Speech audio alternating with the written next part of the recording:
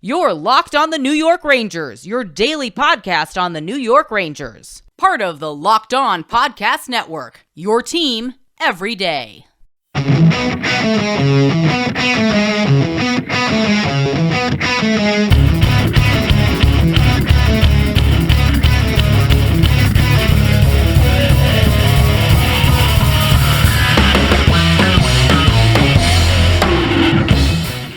Welcome back, Blue Shirts fans, to episode number 603 of the Locked On New York Rangers podcast. I'm your host, John Chick.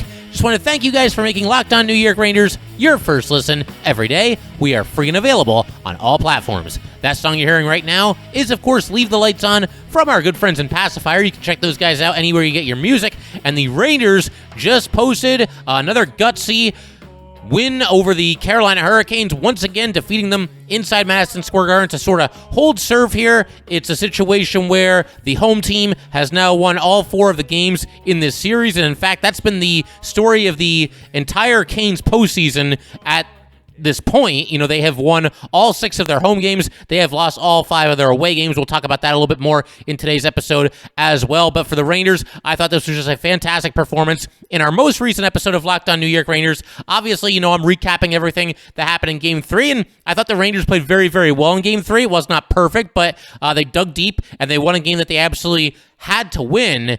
But a thought occurred to me while watching Game 3, and again, it is something that I shared in our most recent episode, and I'll bring it up here again for anybody that might have missed it.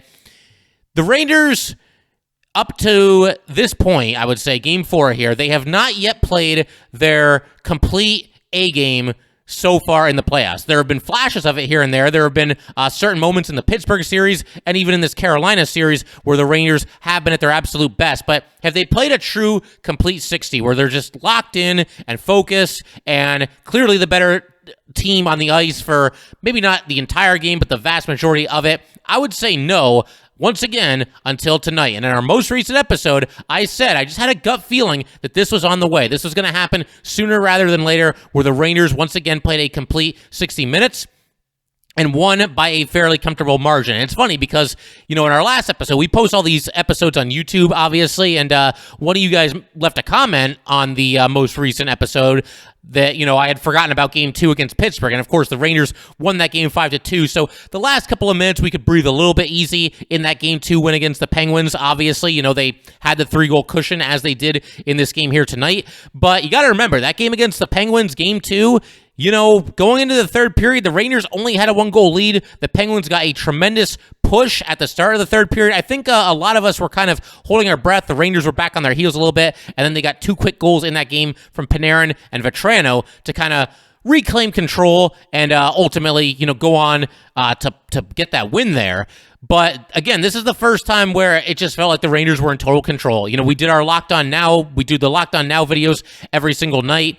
Every time the Rangers play a game. And one thing that I mentioned in the video that I recorded as it pertains to this game is that the Rangers were due to play their absolute best game of the playoffs. I really believe that. I felt like it was kind of set up for that. You know, you have the Carolina Hurricanes team that's scuffling on the road the entire playoffs early. You've got the fact that the Rangers obviously have Igor Shesterkin.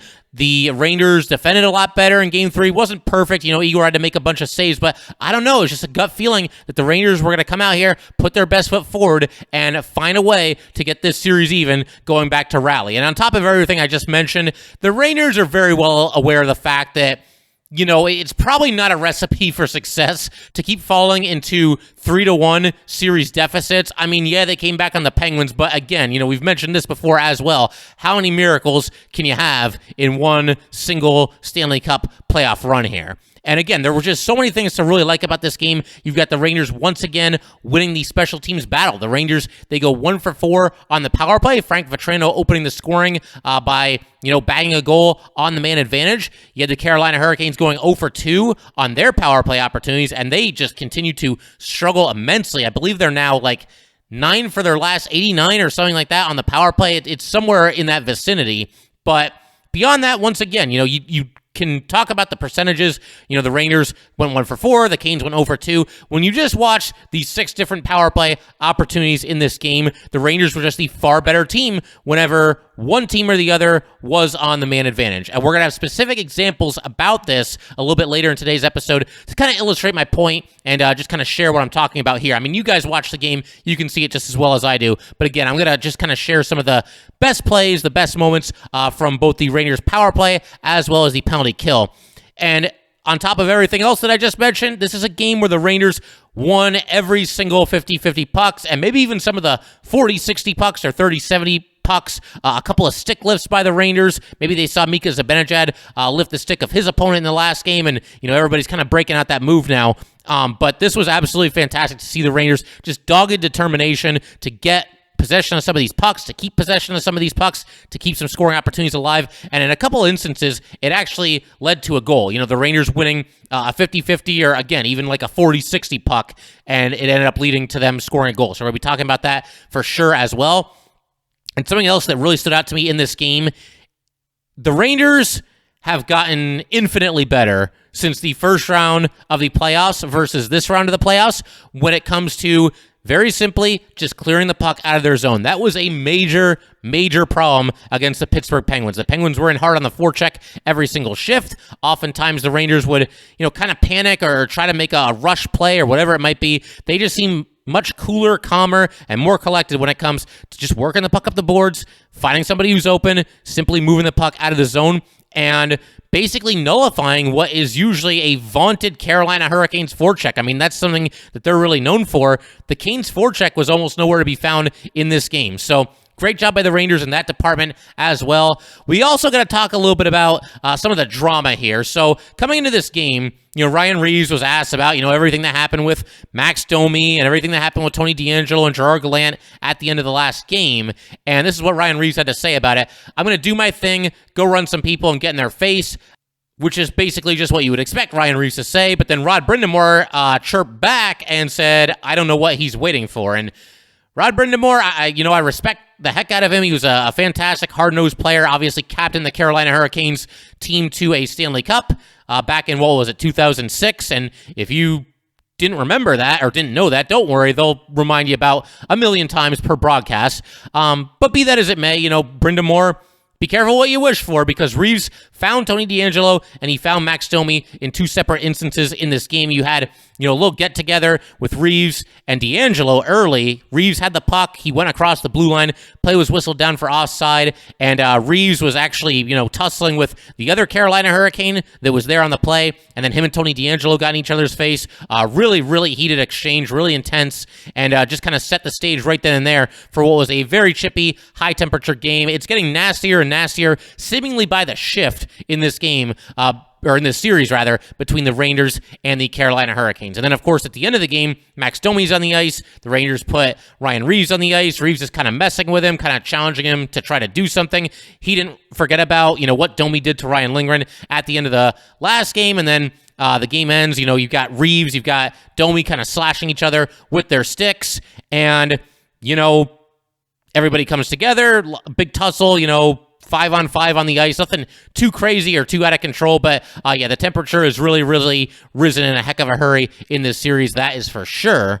But we are just getting warmed up here on Locked On New York Rangers. We're going to continue breaking down all the highlights from this game in just a second. I'm also going to talk a little bit about the decision to basically revert back to the original line combinations, the line combinations that we saw in games 1 and 2 of this series, as well as the vast majority of the Pittsburgh series, save for one slight adjustment that was made in this game. And we're also going to get into the best saves from Igor Shesterkin on the night. He was absolutely clutch when the Rangers needed him to be. Obviously, again, I thought the Rangers defended very well in front of him, did a heck of a job there. And it wasn't necessarily the craziest night for Igor Shesterkin, although he did make some big-time saves in this game, that is for sure, and, ended up stopping 30 of 31 shots, so big night for Igor Shesterkin as well. And we're going to get to all that good stuff in just a second, but first, I just want to let everybody know that today's episode of Locked On New York Rangers is brought to you by Rock Auto. With the ever-increasing numbers of makes and models, it is now impossible for your local chain auto parts store to stock all the parts you need. Why endure often pointless or seemingly seemingly intimidating questioning like, is your Odyssey an LX or an EX? And wait while the person behind the counter orders the parts on their computer, choosing the only brand their warehouse just so happens to carry. You have computers with access to rockauto.com at home and in your pocket. Save time and money when using Rock Auto. Rock Auto is a family business serving do-it-yourselfers for over 20 years. Rock Auto prices are reliably low for every customer. Go explore their easy-to-use website today to find the solution to your auto part needs. Go to rockauto.com right now and see all the parts available for your car or truck. Right, Locked On in their How Did You Hear About Us box so they know we sent you. Amazing selection, reliably low prices, all the parts that your car will ever need. rockauto.com. All right, just want to thank you guys, as always, for making Locked On New York Rangers your first listen every day. For your next listen, check out the Locked On Now podcast, nightly recaps of every NHL game with analysis from our local experts. It is free and available wherever you get your podcasts. All right, so some quick thoughts on the Rangers line combinations, the new line combinations, which are actually pretty much the old line combinations. You've got the first line back together, Mika Zibanejad centering Chris Kreider and Frank Vatrano. You get the second line back together, Ryan Strome centering Artemi Panarin and Andrew Copp. The only difference here is that now on the third line, you've got Tyler Mott playing the right wing and Philip Hedl in his usual spot at center, Alexis Lafreniere in his usual spot on the left wing, and that also means Kaapo Kakko drops down to the fourth line. He ends up playing on the left wing on the fourth line with Kevin Rooney at center, Ryan Reaves on the right wing. And at first glance, wasn't really feeling this. The kid line has done such a great job for the Rangers for the majority of this playoffs, and I don't really think Kaapo Kakko did anything to warrant, a demotion, if you even want to call it that. I think we can probably pretty fairly call it a demotion because, obviously he's done well on the third line with his fellow kids there, and, now he's playing with the enforcer, Ryan Reaves, and the, defensive forward penalty-killing type in Kevin Rooney. So a little bit of a demotion for Kaapo Kakko, to be sure.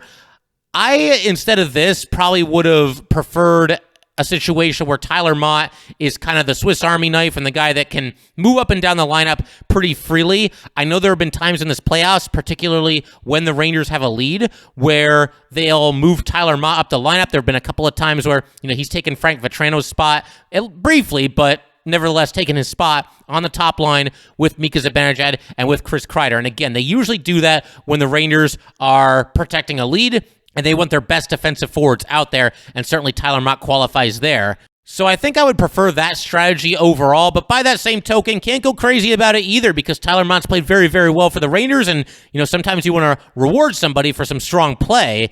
And, if you look at time on the ice, Tyler Mott ends up with 14 minutes and 55 seconds of ice time. Kaapo Kakko had the least amount of ice time for the New York Rangers in this game at just 10 minutes and 40 seconds. So that's pretty surprising to an extent. Again, I think Kakko has overall played pretty well, but, the Rangers just Jargalant's trusting his gut. I think that's something that he's done pretty much all season, and obviously it paid dividends in this game as well. Tyler Mott ends up with 4 hits, 2 blocked shots, 1 shot on goal, 2 takeaways, played very, very well for the Rangers while logging, once again, 14 minutes and 55 seconds of ice time, including 2 minutes and 38 seconds of time on the penalty kill, and he has been just absolutely fantastic on the PK, and like I said, we're going to get to that in just a second, but first, I can't go a second longer without giving Igor Shesterkin his just due here. He was absolutely fantastic in this game when he needed to be. Like I said, I thought he got a good amount of support from the Rangers in this game. Not too many shots coming from the high danger areas on the ice, but when they did, Igor was ready, and he was ready basically a minute or so into this game, just over a minute. And when this happened, I highlighted it in my notes, and I said, okay, we're definitely talking about this if the Rangers win this game and get this series even, and particularly if Igor Shesterkin ends up having a really strong game, which of course he did. So basically, you got a situation, puck's behind the Ranger net, and again, this is just barely over a minute into the game. The puck kind of just squirts free, goes in front to Sebastian Aho. Aho passes to his right to Pesce, and this is looking like it could very easily be a goal, but then again, we've got Igor Shesterkin between the pipes. So Igor makes an excellent sliding save, moving hard to his left, got his glove on it, and deflected it wide of the net. So again, just an absolutely clutch save by Igor. Now listen, if the Canes score here, do the Rangers go on to win this game 4-2 and, largely dominate after this happens? It's possible, but it's also possible that, this game just kind of takes on a little bit of a different feel. We know how dangerous the Canes can be when they're playing with the lead. Obviously, you always want to be playing with the lead, but the Canes are really in their element just because they defend so well. So this was huge to not let the Canes take an early lead in this game. A fantastic save by Igor Shesterkin. And speaking of saves early in periods, obviously this one was the first period. The second period, you get a quick break for the Canes, kind of comes out of nowhere. Centering pass is made to Teuvo Teravainen. Igor, again, with a great sliding save. This time he uses his right pad to keep the puck out of the net. It was Jarvis passing to Teravainen on this play, and just full extension, total split from Igor Shesterkin. Phenomenal right skate save. So once again, the second straight period that started with an outstanding save by Igor Shesterkin. And again, you look at the situation in the game here, it's just 2-0 Rangers. The Canes score early in the second period. Maybe they start rolling, they start finding their game a little bit, and they work their way back into it. But Igor Shesterkin made sure that did not happen with, once again, just a fantastic save in the first minute or so of the second period. And then one more that I wanted to highlight here, and this one happened fairly early in the third period, so we'll look at, Igor's best save of all three periods here, as it turns out. But the Canes operating on the power play, once again, we've documented their struggles. They, at this point, were 9 for their last 88 on the power play. That dates back to the regular season. After failing to score here, they are now 9 for their last 89. And if you're the Rangers, or really anybody that's playing the Carolina Hurricanes, you don't want to give them even the slightest reprieve, the slightest bit of confidence that, okay, we're starting to figure it out on our power play, and you certainly don't want to let them score. You want to let this kind of fester in their heads for as long as absolutely possible. Hopefully, in a perfect world, the Canes don't score a power play goal the rest of this series. I think that pretty much goes without saying, but once again, when you have a team that's really scuffling on the power play, you just don't want to let them break out of it, because the Canes do have some good players. They got some guys who can really put the puck in the net, but right now, they are really up against it when it comes to playing on the man advantage. But anyway, as far as this save here, and something else that's very telling, I want to mention this as well. Rod Brind'Amour started this Canes power play with the second power play group. And keep in mind, this is the third period. It's crunch time. The Canes are down 3-0 at this point in the game. Brind'Amour is so, dissatisfied with what he's seeing from his top power play unit that he actually starts with the second group. And they actually got a chance here. But by this point, the first power play unit was back on the ice. The second power play unit started this man advantage. The first unit eventually got back out there. But this was late in the power play, and you've got Sebastian Aho taking a shot from the slot, and Igor Shesterkin gets a piece of it, either with his blocker or maybe it was his shoulder. It was part of his right arm there for sure, but a great save by Igor Shesterkin, turn the puck aside. What more can you say about this guy? The Slam Dunk Vezina winner, somebody that, is a Hart Trophy finalist, and somebody that, if the Rangers, and I don't want to get too far ahead of ourselves here because they're playing a great team. The series is 2-2. The series is going back to Raleigh, where the Canes have been just awesome in the playoffs. So the Rangers still have their work very, very much cut out for them. But if the Rangers go on some crazy run, they end up in the Stanley Cup Finals or whatever happens, Igor Shesterkin is certainly going to be in the mix for a Conn Smythe as well. But again, just fantastic stuff here by Igor Shesterkin. Got much more help in this game than I thought he did in Game 3, but once again, very, very clutch when the Rangers needed him to be. And in just a second, we're going to go ahead and break down some other highlights from the special teams play, both the Rangers power play and the penalty kill. We actually kind of just started it talking about this one penalty kill that the Rangers had, where they obviously successfully kept the Canes from scoring, but we're going to continue doing that in just a second, talk about some of the highlights from the Ranger power plays, and we're also going to talk about Andrew Copp's big night, and just an excellent play by Chris Kreider that led to a goal that was scored by Adam Fox and gave the Rangers a 2-0 lead in the second period, and we will do all of that in just a second. All right, just want to thank you guys, as always, for making Locked On New York Rangers your first listen every day. We are free and available on all platforms. All right, so in the first period, we kind of got a hint that the Rangers were going to have a pretty strong night on the power play. And again, they only went 1 for 4. I don't want to make it sound like they scored 4 power play goals in this game, but they looked dangerous on all the man advantages that they had in this one, with the one exception maybe being their fourth and final power play. But by that point in the game, they got the power play. There was about 6 or 7 minutes to go. They got a 3-goal lead, and the emphasis there is going to be on, just making sure you're being smart with the puck and not giving them any shorthanded opportunities. The Rangers Rangers were happy to bleed 2 minutes off the clock in that instance. The other power plays, I thought they looked dangerous on all of them, and it started in the first period. Frank Vatrano, just the start of a strong night for him. He drew a tripping penalty on the Carolina Hurricanes, on Seth Jarvis more specifically. Jarvis's foot clipped Vatrano in the back of his skate, and the Rangers went to the power play. The Rangers did everything but score on this power play here. Excellent puck movement. You've got Panarin with a one-timer. That's turned aside by Antti Raanta. You've got Adam Fox. He did a great job. Fox is so good at this. Fox is so good at everything. But this is the second straight game where it looked like the Canes had a clear while they were shorthanded, and Fox reaches up, gloves it down, keeps the play alive. So he did a great job there. You've got Panarin making a pass to Fox. Fox did a great job here because he faked a slap shot and then passed into the left circle to Mika Zibanejad. Mika rips a one-timer and a right skate save by Antti Raanta, one of Ranta's better saves of the night for sure. And then the Rangers eventually got the puck at the net. You've got Strome and Kreider in front there kind of whacking away at it and just coming up a little bit short as far as burying the rebound there.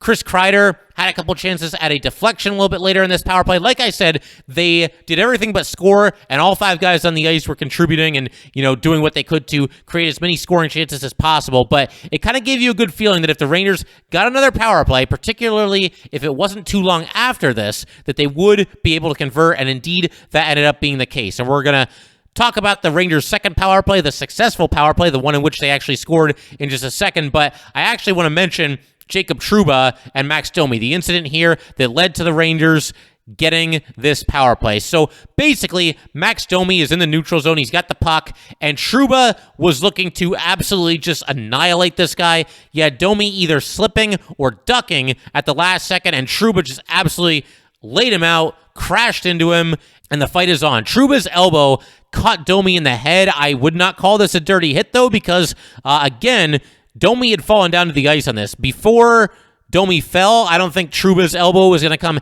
anywhere near his head. I know certain people on social media were claiming that, Trouba's elbow was already cocked. Maybe it was a little bit.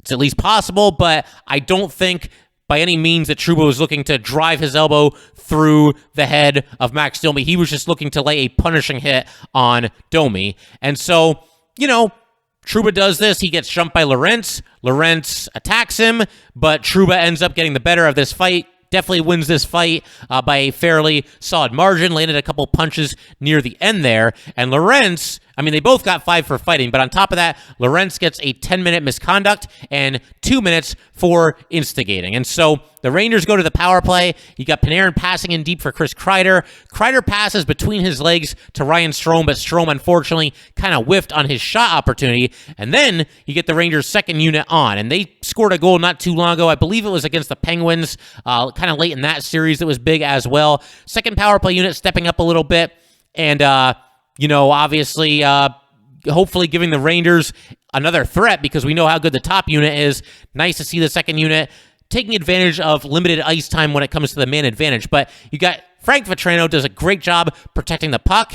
He gets a short pass over to Adam Fox. Fox passes across the ice to his left to Andrew Copp, and then Copp dishes back across the ice in the other direction, back to his right to Frank Vatrano, and Vatrano buries it with about 6:30 to go in the first period under the left arm of Antti Raanta. Like we said, a much-needed moment for Frank Vatrano. He hadn't really been producing points at a very top-notch level before this game, but by that same token, the Rangers have obviously played a handful of low-scoring games against the Canes here, so he's not the only Ranger that hasn't exactly been lighting up the score sheet every single night. But be that as it may, very nice to see Frank Vatrano take advantage of his excellent shot and give the Rangers what turned out to be a game-long lead here, scoring on the power play and making it 1-0. And then this next goal by the Rangers makes it 2-0, and this one did not occur on the power play, but wow, do we need to talk about it, because what a play by Chris Kreider. He will not get credited with an assist on this goal that was ultimately scored by Adam Fox, but he really should. I realize, you can't give every single player on the ice an assist, and it's for the better that, only the last two guys to touch the puck get the assist on the play. But man, if you could ever bend that rule just once and give out a third assist on a play, I think this would be the goal right here. Give it to Chris Kreider, because on this play, the Rangers, they got the puck in the attacking zone. Kreider breaks his stick, drops his stick on the ice, but he's still, right in the middle of the play there. He's in the right face-off circle. He doesn't have his stick. There's not a whole lot he can do except for what he did. And what he did was he used his right skate to just boot the puck ahead to Andrew Copp. And Copp, this goes back to something that we were talking about earlier in today's episode as well. He wins a 50-50 puck here. And again, this might have been more like a 40-60 puck. Great job fighting for it, getting possession. Copp passes back to Ryan Lindgren, who's at the left point. Lindgren moves in a little bit, takes the shot with his momentum kind of taking him toward the boards there, but he throws the puck at the net, which again, something that the Rangers need to do, and something that when they do this, it tends to be successful more often than not. It tends to pay dividends. And in this case, Lindgren, again, just kind of throwing the puck at the net. Adam Fox is in front. He deflects it, goes into the net. 2-0 New York Rangers at that point. So, again, just a fantastic individual effort by Chris Kreider and everybody on the ice contributing to this goal here. Adam Fox with the redirect and the Rangers with the 2-0 lead. And as I said, we're breaking down the special teams performances of both these teams, and I figure we might as well turn our attention to the only other Canes power play in this game. We already talked about the one. This one was set up by a very, very, very, very long offensive zone possession by the Carolina Hurricanes. The Rangers were trapped out there forever. Ryan Reaves, it turns out, was on the ice for 1 minute and 47 seconds straight, and then play finally stops when the Rangers get possession of the puck because Ryan Lindgren had been called for interference in front of the Ranger net. So the Canes back on the power play. They're kind of just feeling for the light switch in the dark right now on the man advantage. And they end up putting Nino Niederreiter back onto the top unit. They were looking for him. It's a big guy, they're looking for him to maybe set a screen, maybe clean up some loose change in front of the Ranger net if it comes to that. But the Rangers just weren't going to have it. After the faceoff, Miller and Trouba, they immediately worked the puck out of the zone. You've got Andrew Copp and Tyler Mott out there as well to start this penalty kill for the Rangers. As soon as the Canes get the puck back into the Ranger zone, you've got Tyler Mott forcing a turnover, and Copp gets to clear. And I swear, this also happened once or twice in Game 3. Mott and Copp are out there together on the penalty kill fairly commonly, and there were 1 or 2 plays in Game 3 where, Mott kind of forces the Cane player off the puck or knocks it away from him or whatever it might be, and then Andrew Copp is always Johnny on the spot to clear the puck down the rink. Those two make an excellent tandem, kind of heading up the Ranger top PK unit. But anyway, not too long after this, you've got Chris Kreider winning a race to the loose puck that is kind of just drifting back into the Cane zone. He's got a Hurricane all over him, but he shakes him, and he's able to make a backhand pass to Mika Zibanejad. Mika's all alone, one-on-one with Antti Raanta. Mika, by the time he got this puck, was kind of running out of real estate. He didn't really get a chance to move toward the net with a ton of momentum. As soon as he had the puck, he was right there, right on the doorstep. Not exactly a bad problem to have, but when you've got Mika Zibanejad going in on a breakaway, and he's behind the defense and he's flying in there, I think he's more dangerous than he was in this situation. He did make some really nifty moves, and Raanta did have to make a really nice save to keep the puck out. Mika, he couldn't quite lift the puck over the pad of Antti Raanta, so unfortunately, the Rangers missed their opportunity to make it 3-0 there. But again, just an absolutely fantastic PK by the Rangers. They did get a little bit of luck later in this PK, but I think, again, you play this well on the kill, the hockey gods smile at you sometimes. You have a situation where Nietzsche actually rings his shot off the pipe. Svechnikov was providing the screen on this play. I don't think Igor ever saw it, but it harmlessly bounces away from the net. It actually went off the post, off of Igor Shesterkin, and then away from the net. So a little bit of puck luck there for the Rangers. But again, when you're playing the way the Rangers played in this game, I think you can earn a little bit of puck luck. But one other thing I want to do, the last thing before we call it a night here, is give a special shout out to Andrew Copp and Frank Vatrano, both those guys coming through as they have really ever since they were acquired by Chris Drury at the trade deadline this season. They combined for 5 points in this one. On top of that, just very, very engaged. We already talked about Copp just doing outstanding work on the Ranger penalty kill and obviously ends up with a goal and 2 assists, while Frank Vatrano gets the party started for the Rangers, scoring their first goal of the game, which we already talked about, and then also picking up a secondary assist on a goal by Mika Zibanejad in the second period that made the score 3-0 in favor of the Rangers. But man, these guys are awesome. Tyler Mott as well, and even Justin Braun. Mott does a great job in the PK, does a great job just being a buzzsaw and kind of a pain in the butt to play against. Copp was out there for 2 minutes and 41 seconds on the penalty kill. Tyler Mott was out there for 238 while the Rangers are shorthanded, obviously playing just a huge role in the Rangers continuing to shut down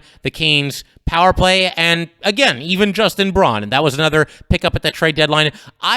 He tends to fly under the radar for me, which is good. It's good because I think sometimes that's all you really want and all you really need from your sixth defenseman. I don't see, you go on Ranger Twitter, not that this is like the end-all be-all, but I haven't seen too many anti-Justin Braun tweets as much as I certainly saw a lot of anti-Patrick Nemeth tweets, and that's because Justin Braun doesn't really stand out one way or another. He just takes care of business while he's on the ice and does not lose the game for you. I think overall he's played fairly well. Obviously, he doesn't see nearly as much ice time as the top Ranger defenseman. Braun was out there for 12:42 in this one. Schneider was out there for 8:11, and every other Ranger defenseman had at least 20 minutes of ice time. So Braun is used sparingly, but I think he does a decent job for this team when he's on the ice. That will pretty much do it for tonight, though, guys. Once again, if you'd like to get in touch with this podcast, please send an email to lockedonnyrangers@gmail.com. Once again, that is lockedonnyrangers@gmail.com. And definitely give us a follow on Twitter as well, @LO_NY_Rangers. Once again, that is @LO_NY_Rangers. And by the way, anybody who wants to send in their Game 7 stories, how you reacted to the Rangers winning that game in overtime when Artemi Panarin scored the winner. You want to just share any other thoughts from that series, just being down 3-1. Did you think the Rangers could come back? I've already heard from a couple of you guys, and, I'm thinking kind of an off-season episode. I'll read all your experiences as well, because I just think it's a lot of fun to connect with Ranger fans and just find out, what everybody else is going through while the Rangers were basically giving us all a heart attack in the first round of the playoffs. But that will do it for tonight. Once again, thank you guys, as always, for making Locked On New York Rangers your first listen every day. In our next episode, we're going to be talking about some New York Ranger players who need to step up as this series progresses here. Now make your second listen Locked On NHL. From first-round matchups to each Stanley Cup kiss, Locked On NHL covers the playoffs like no other. Hear the latest news and opinions from local experts every Monday through Friday. It is free and available wherever you get your podcasts.